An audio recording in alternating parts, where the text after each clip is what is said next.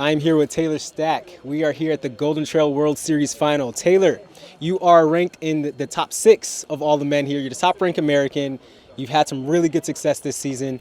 Tell me how you're feeling about everything going ahead into this final tomorrow, this weekend, and then on Sunday. Definitely, yeah. It's going to be super fun, I think. I'm excited. You know, it was kind of surprised to be ranked as high as I am, but the season's gone really well so far, and you know, I have a lot of confidence after some good races in the Golden Trail season this year. So it should be a pretty rowdy, steep, technical course, which will be fun, and it'll be interesting to see how it goes. Yeah. You think that plays to your strengths? I think so. I've had some good races on, you know, technical, gnarly courses. I think I'm like pretty good at, you know, maybe I'm not the best at each component, but I'm like pretty good at technical, pretty good at flat speed stuff.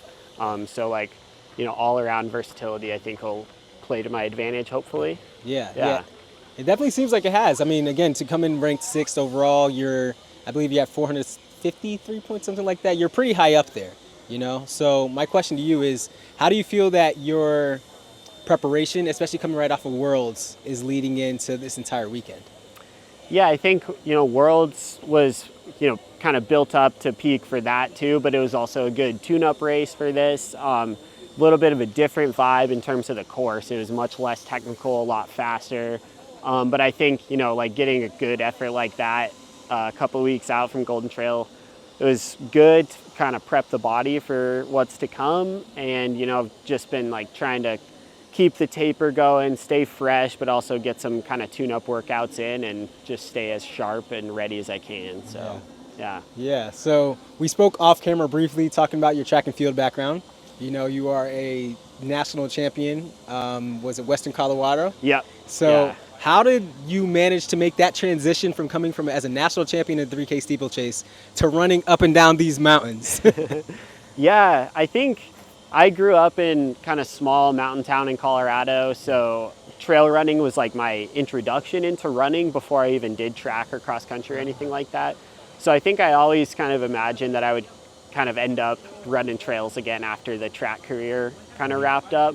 And yeah, but I also think, you know, in these Golden Trail kind of shorter trail races, like having that track and speed background definitely plays to the advantage because you're running really fast, and like, you know, the steep climbs when you're, you know, in a short race like this, like you're tapping into kind of a similar lactate zone as like a 1500 or a 5K sometimes. So yeah, I think, you know, it's a pretty easy transition as long as you're able to like run technical downhills and deal with that. Yeah. So it seems like trail is like almost like track is a bit of a side quest for you, but trail was always the main mission.